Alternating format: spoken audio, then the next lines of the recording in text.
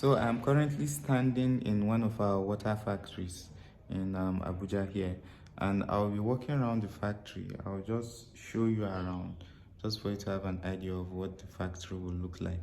This place where I'm currently standing is the finished product room. In every factory, you have a finished product room. This is where you keep your water after it has been produced. So we finished production not too long, and coming in through this door here, this is the main production hall. So we operate a single machine pure water factory here, and this is what the main production hall looks like. This building was actually converted. This is previously a two-bedroom flat with parlor and everything, but now it's a water factory. The rooms, you see that door there is one room, and the other side is just like the reception. So from here, this is where the main factory business takes place. This is the pure water machine. These are the filters. This is the UV light I spoke about. You see it is close to the machine. Then from here we have our collection bowl for collecting water. Those are like sachet nylons that we just used to produce. Then from the main production hall here, you see the next exit is the finished product room. So this is where we keep our water after production. So when you come over here, this used to be the backyard, but before the backyard, this door here is our raw materials room. This is where we keep our raw materials. That's the nylon rolls, pure water bags, and all those other raw materials. And here is the treatment section. We have treatment equipment here. This is the reverse osmosis machine. Those are our filtration tanks. This is the semi-treated tank, treated tank, and that's the ozone. So this is just like okay, see water pumps here. So this is just like a simple one pure water machine factory.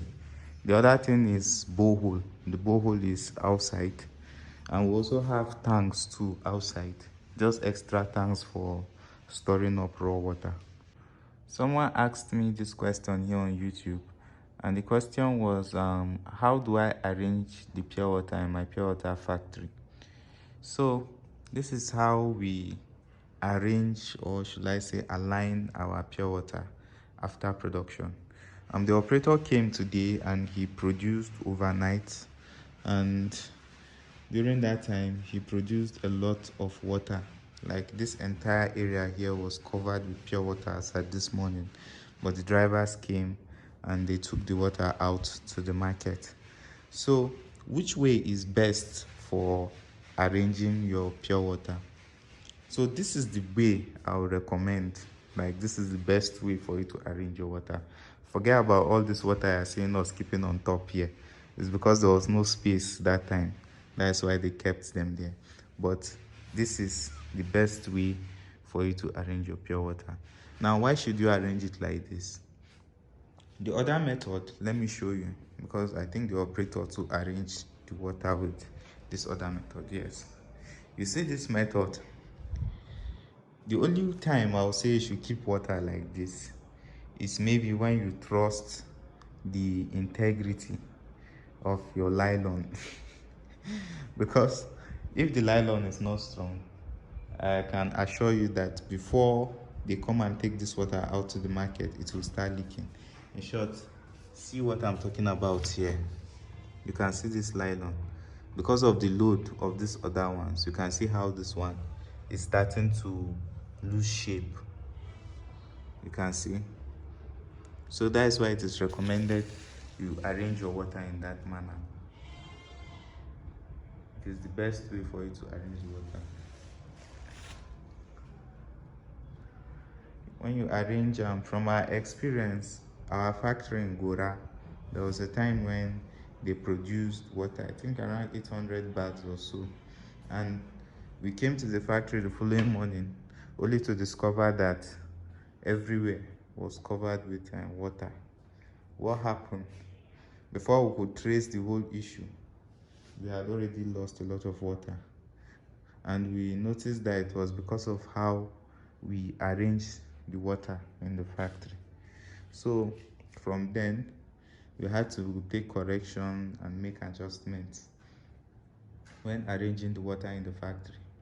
It is recommended that we keep it like this in a standing manner so that it won't leak and the pressure and load of the other water won't be on it. You see, when you keep it like this, at least they are standing, and as they are standing like this, the load is not much on each individual bag. I know you might try to say you want to conserve space, that's why you stack them on top each other, but it's not recommended. The only way I will even recommend you to stack water on top each other is when there's no space in the factory. And even if you stack the water on top each other, I don't know if you can hear the noise, they are pumping water to the raw water tank. So when you stack on top each other, don't stack much. At least just stack maybe one, or you stack two highest. But don't go and stack water like 5 on top each other or 6. You will just come to your factory and you meet leakages. So also for the packaging of the water, there are 2 ways I've seen operators package the water. Although the other method, I'm not seeing it here. Maybe this operator doesn't package water like that. But I think he did it too. See example here. Some people stack it like this: 1, 2, 3, 4, 5. They keep them standing, while others they stack them 3, 3 from the base upwards. But I think the way this operator does it, he stacks them. He stacks them. Okay. He stacks them standing first before he goes up with it. Sure, it will still go to the market. The only thing is just for the market, for the water to get to the market without leakages. And speaking of leakages, how do we handle leakages? Well, once we supply water, or once we give out water to the drivers, we give them extra bags that they use to manage the leakages. So let's say, for example, we sell water to a customer and the customer complains that 5 pure water inside what you gave me is leaking. So inside those extra bags, like for 10 bags, we give them 1 extra bag for leakage. I know they are making gain with the drivers because sometimes they might go out, sell the water, and maybe no leakages. They'll end up keeping those bags for themselves. But we do give them in case there are leakages. You know, it won't be nice for you to supply water to someone and you don't give the drivers leakages, and maybe once they supply the water they are requesting for leakage, the driver says company didn't give us leakage. You know, it will look somehow for on the company. So that's why we give them the extra bags for leakages. So we do it like that just to maintain, customer relationship. And as a business, once there's something like a loss like that, it is you that will have to shoulder everything. So yeah, those are just some of the challenges and hurdles of running a pure water factory. But for you to make the most out of your pure water business like this, now one way for you to maximize your profit, as you have this water like this, just have a big deep freezer. Now this is the dry season. In short, as I'm speaking now, I'm very tasty. The sun is out and everywhere is just hot and humid. So during this dry season period, one way for you to maximize profits and see money from your pure water business is just have a freezer and sell the water. Sell cold water. If possible, sell ice block water. If you are in Nigeria, you know how the weather used to be now, especially if you are around the middle belt and northern part of the country. Even Lagos itself used to be very hot. So imagine on a Saturday, you have this pure water, like all this water now, you have all of them inside one freezer. On Saturdays, people have occasions, rally, and imagine if they are having a big wedding and they are able to supply them like 100 bags of cold pure water. Do you know how much you will sell one bag? Let's say they are selling one bag 250. Those cold ones you can sell it 350 or 300 and make extra gain on it. So it's another way for you to maximize profit, not just to sell out like the ones you just produce and package.